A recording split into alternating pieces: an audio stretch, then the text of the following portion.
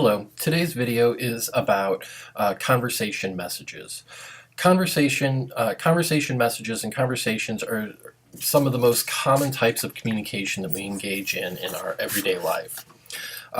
So some examples of everyday conversations might be small talk, we introduce people, we make apologies, we compliment other people, and we give advice. So those become some of the very kind of common everyday types of conversations that we engage in.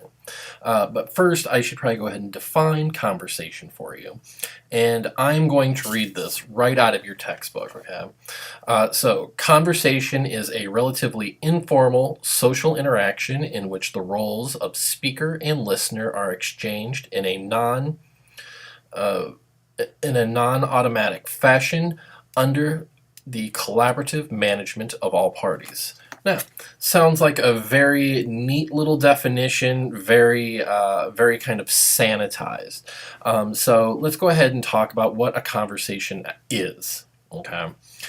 First, conversation is a developmental process. It is dialogic, and there's a process of turn taking, and conversations are usually polite. We can talk about difficult conversations, but that becomes something else because emotion and conflict come into play with that, and so that becomes kind of a different type of thing.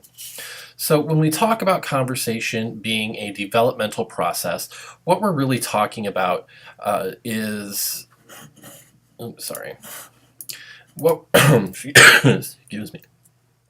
What we're really talking about is that the process is that there's an opening. Hey, how are you doing today? There's feed forward. Hey, did you hear about what happened in class yesterday?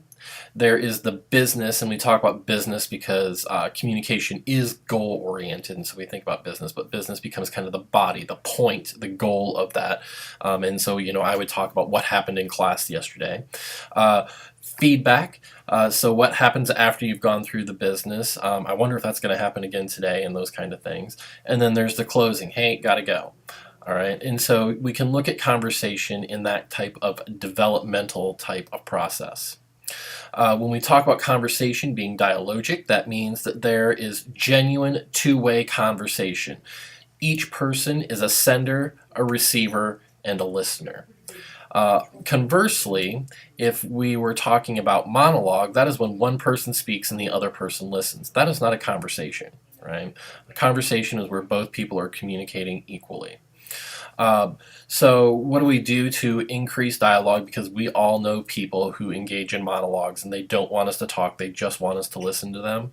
Well, we want to make sure that we're showing respect, we're avoiding negative criticism, we're keeping all channels open, so we're maintaining eye contact, we're listening, we're nodding our heads, we're doing all those kind of things, we're being confirming, and we're avoiding manipulation.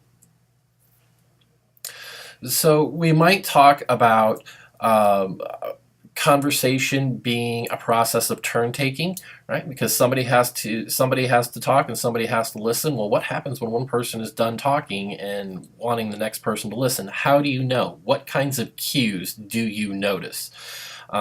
So it could be a pause, it could be a nod, it could be an open hand gesture, kind of a point like that.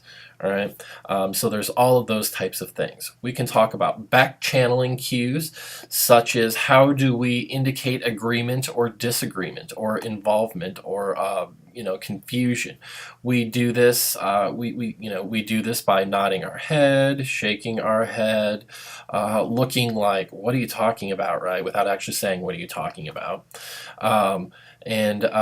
Maybe we hold our hands up like this if somebody's talking really fast. We want them to slow down. All of those are ways in which that we do back channeling.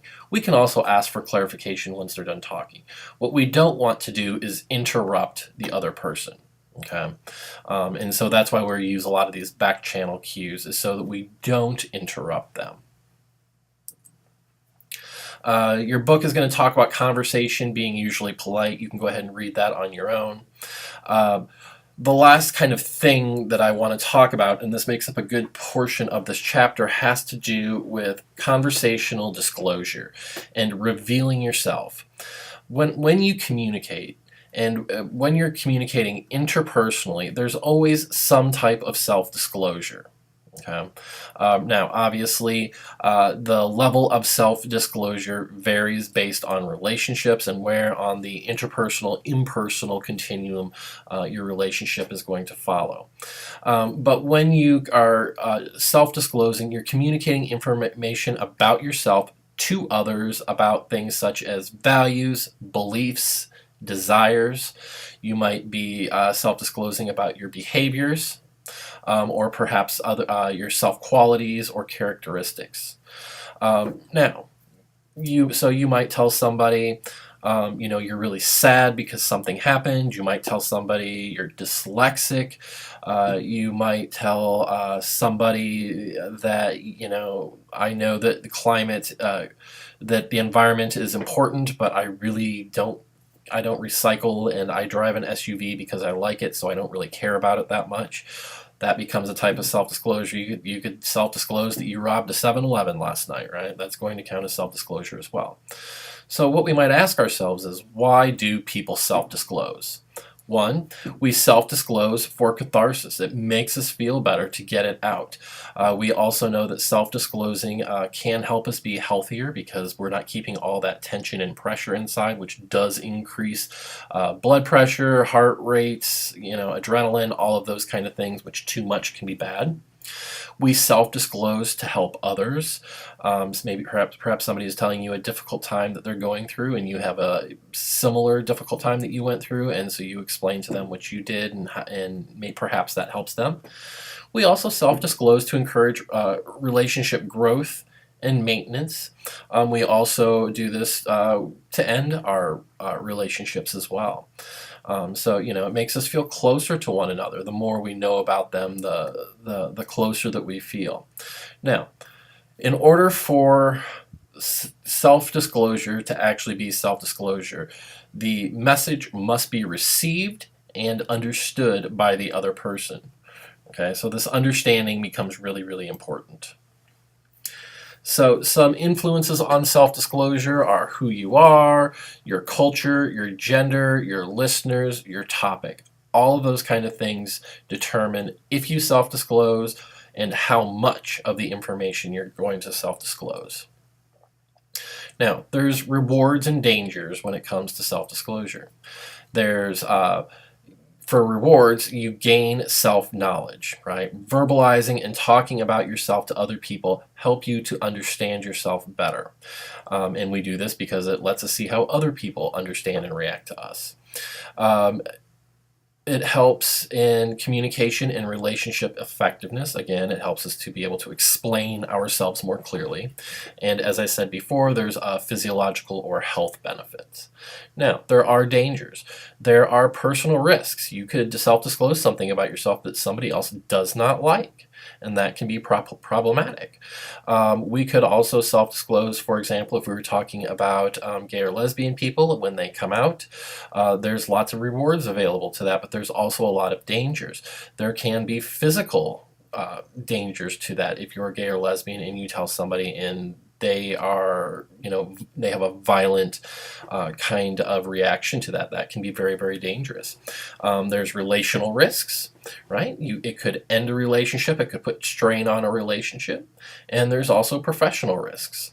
So self-disclosing too much or the inappropriate information could be detrimental to your professional career as well. So, some quick guidelines on self-disclosure. First, make sure that you disclose out of appropriate motivation. You should have good, pure, appropriate motivation for telling somebody else why, for self-disclosing and telling them what you're telling them. Disclose in an appropriate context. So, sitting in your cubicle in your office may not be as appropriate as, perhaps, doing it at your home or somewhere else. Disclose a little, a little by a little. Don't just jump right in with your biggest secret or your biggest regret in life or something like that. Kind of go incrementally, and we usually do this. We can always start kind of at the edges with some of the things that are really not all that important or not that big a deal, and we kind of keep moving in. And disclose without imposing burdens on yourself or others. Right. So again, you don't want to necessarily burden somebody else by knowing what you've done. For example, if you broke the law or something and you tell them, that puts a burden on them as to whether to report that or not. And so there's lots of different examples about that as well. When other people are self-disclosing to you, you're going to want to make sure that you are practicing the skills of effective and active listening. Okay, so let them talk. Let them talk completely. If you need, make sure that you're understanding them clearly. You can do that by asking questions.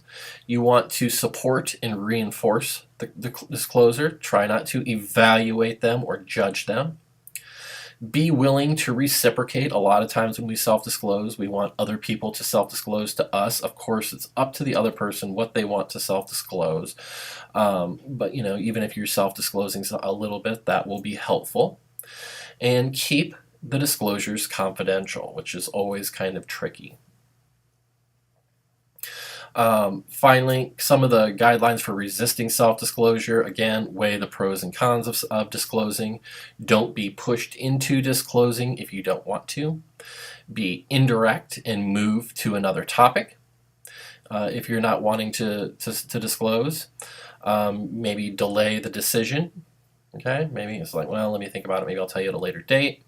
And be assertive in your refusal to self-disclose. It's up to you to self-disclose. You shouldn't be made to tell anybody something about you that you don't want to.